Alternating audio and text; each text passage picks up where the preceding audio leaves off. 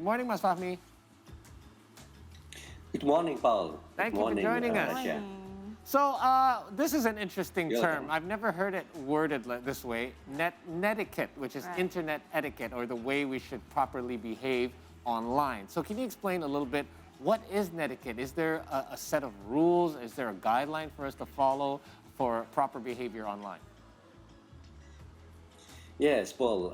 In a social and real life, we have like a social etiquette, right? Right. But in technology, we have similar thing like that, and we call that netiquette. It's from net, the network, and the etiquette.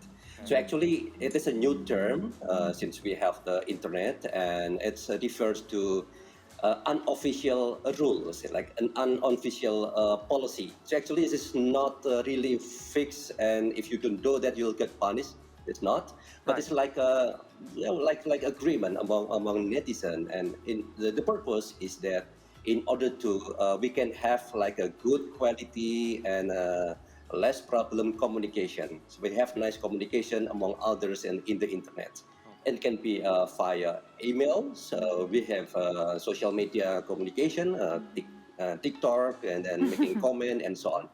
So anywhere when we have a communication through in the internet, people expect that we have the netiquette. Okay. So, and I would assume forums would be included. That would be a big one because people go on chat lines and forums as well, and lots of people go in there, and sometimes people are out of pocket, as they say online. Yes.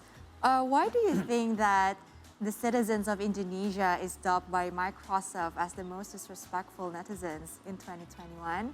What do you think is the reason, and how are we compared to other ASEAN countries?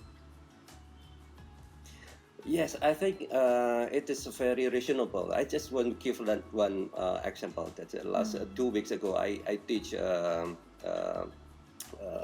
graduate school, and my student, I asked to them that, do you know netiquette? And it's surprising me that almost 50% of them, they never heard about the netiquette. They never learned, even since their basic school or primary school and so on. They never learned about this netiquette.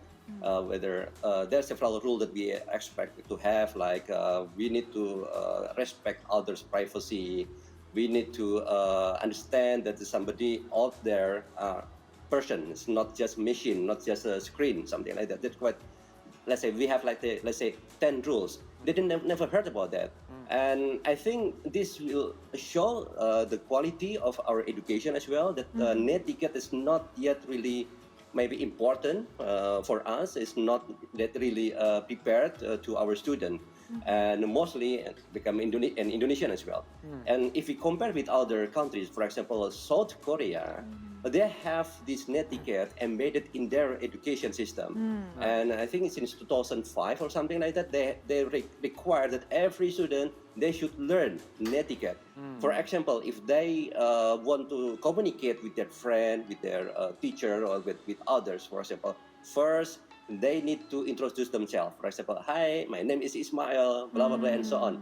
And quite often that we got meme. For example, I got a personal message via WhatsApp, for example.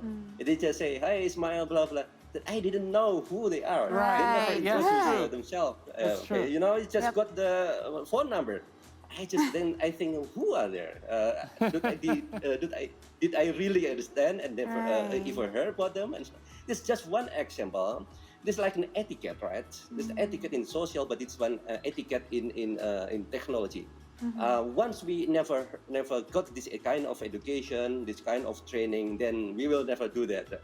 And I believe this is also one of the cause why the result of the Microsoft survey about the our netizen is not good. The result is not very good. Right. Do you think that the existence of social media, because we are, especially in this pandemic, less of us are now communicating face to face or on the phone directly, whereas we pick up the line and directly call someone's number to talk verbally, but everything is done online through your fingers. We call them keyboard warriors as well. And that has allowed people to become more brazen and more kind of outwards in things that they're allowed to say, because they can kind of hide behind their internet platform, whatever it is. You don't have to put a picture up. People don't have to know who you are. Is this creating more bad behavior from people as opposed to when we were actually socializing directly one-on-one. Now people are, likely to speak their mind about things they probably wouldn't in front of somebody. And has that created more of a need, like you said, in countries like South Korea, where, well, perhaps we should educate people to do this because people are otherwise, if we don't regulate this sort of behavior, it can get out of hand. Yes, that's absolutely, Paul. And we have like anonym culture. Many people, they have not only one account, they can have multiple accounts. Right. They use not their face as the profile pictures, but they use other faces or maybe just cartoon or something. And with that, they feel safe to say anything. Right. You can imagine that people think that, oh, okay, I can say anything, and they never got this netiquette education before. They can say anything. And the other one, also the nature of the technology. It is very difficult for us to see the emotion, to express our emotion, to send the emotion and to receive emotion from others. Emotion is very important. Once we know that somebody else was very sad, for example, and for example, somebody, one of their family died, for example, and then they're very sad. But what they write in just one sentence seems like not showing they're very sad because they're not able enough to express the emotion. Right. People start to attack them because they cannot see the emotion. Not all of the emotion can be expressed. The use of emoticon, Emojis. is actually help a lot. Yes, emoticon is very important. And yes, we need to learn about that. And some people, they misunderstood like the crying emoticon. Yeah, and they put up the laughing one. Crying because a part of their family died, for example. But they use laughing. The laugh crying, yes. Crying and laughing is almost the same because, use the tears and something like that. Yeah, and now it gets trickier because now there's one where it's a tear and a smile, and then a tear and a frown, and then there's the two tears laughing, and then the two tears crying, and they all mean different things. But you're right. I've read as well that there's at least 10 or a dozen of these basic rules that you should follow. One of them I read was actually to use emojis, and I had to reread again. I wonder if that's right. Like, is it perhaps don't use emojis? No, it says to use emojis in order for people to understand you better. Yes. Now, that I think is an important one that I wasn't aware of. What are some of the important ones that you think everyone should be aware of, at least, of netiquette rules? Yes, the very first rule that I think is very important is that once you are on the internet, somebody else out there is human. So it's not screen, okay? Because we have a feeling that because we are in front of a screen, and then we thought that somebody else out there are just screen as well, and they have no emotion, they have no feeling, so we can attack and we can say anything, and feeling that. We face also, what we feel is also human, is very important. And because we will think that what happened in real life will also happen in the internet. Right. What happened in internet is also the same as in real life. If we have to be very polite in real life, we have to be very polite as well in the internet. I think this first principle is very important. And once we have this feeling, then we will try to be nice, right? And we have to be very careful. What we say should be also based on fact, for example, and not to bully others. And we know what the impact if we say some bad thing to others, and we think what it can be very sad, and the whole team will be ruined by what we said, and so on. And I think that's very important. Yeah, I think that's a good point to humanize everything because a lot, the lack of human contact and human interaction makes us dehumanize everything. And I'll add on to the story I told before our conversation. A lot of the negative comments that I got on my social media, I responded to each and every one of them, and I said, thank you so much for your comment. I appreciate it. Nice. I appreciate your input. I'm sorry if you didn't enjoy your experience. We'll hope to do it better next time.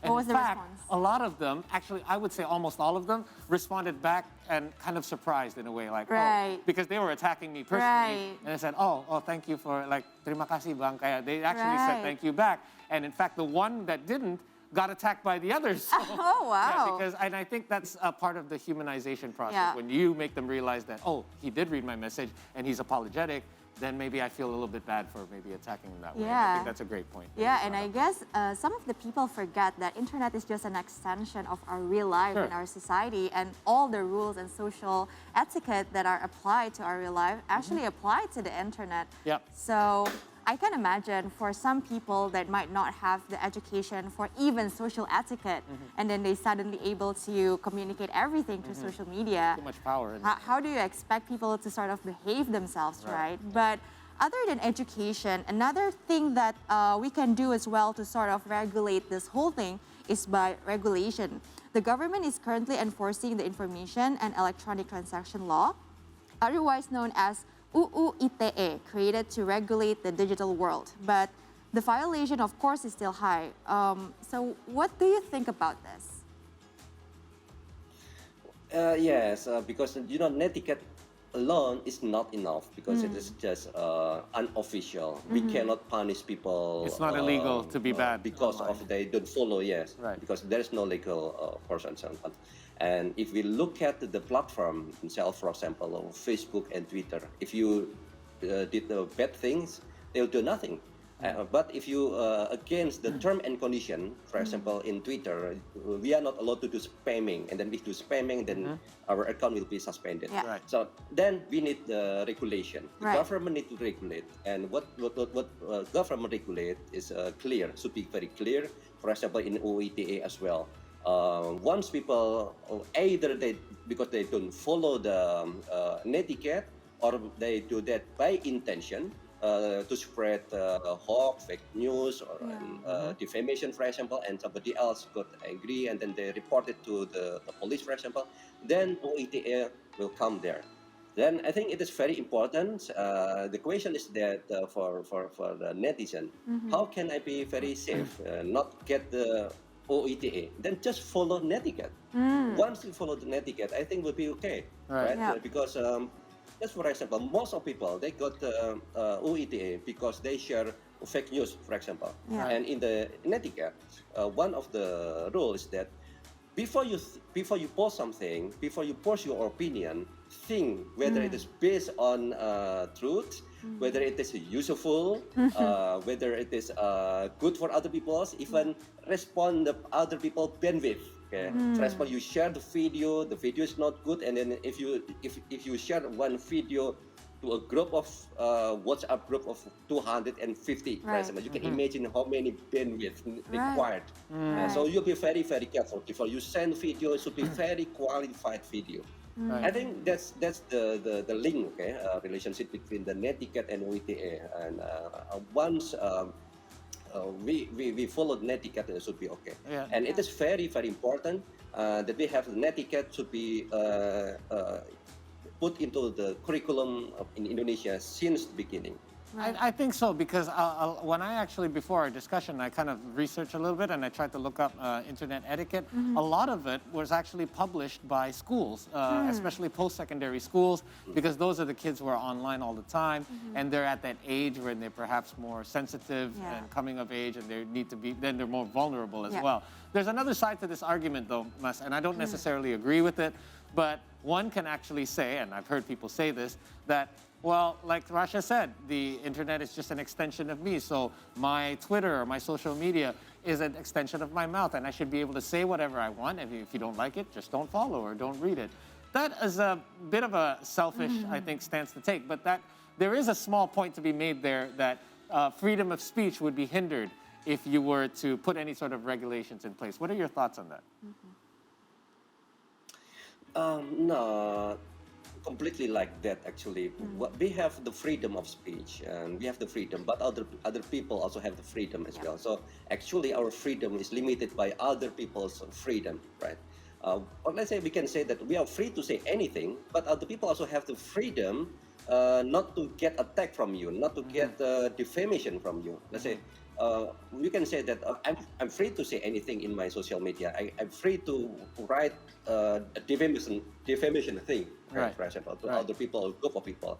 So actually, other group of people, okay, I have a right as well to submit my report for you to the police, for example. Right. That can happen. That's right? true, And then that's true.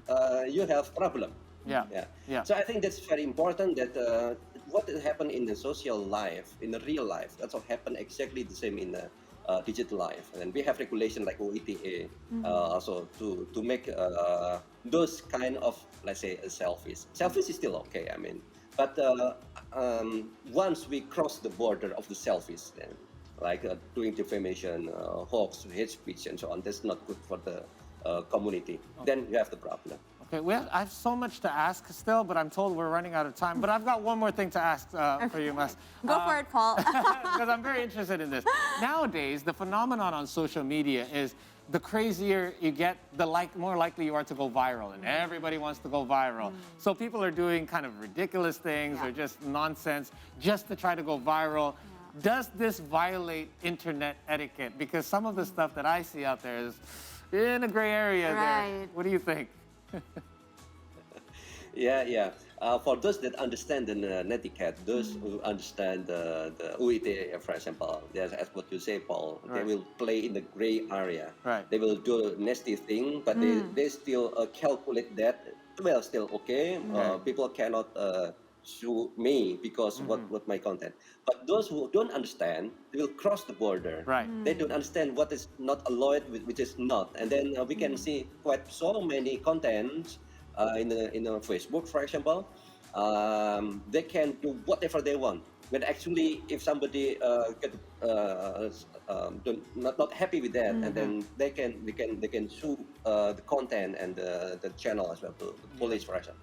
So I think the trend is, I think it's dangerous because people try to use the attention economy. So actually, what drives people want to have that very nasty and controversial content because this attention economy.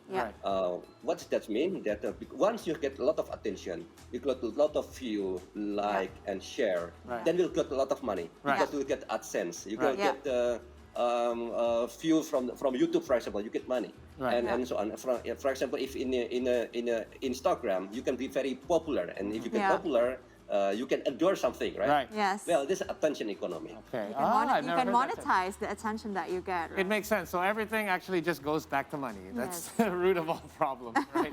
Mas, thank you so much for your time. We really do appreciate it. This more in-depth look into internet etiquette, and we hope that our viewers are able to get a better Thank you so much, Mas Fahmi. It was such a great refresher for all of us. Thank you. Stay safe. Bye. Take care.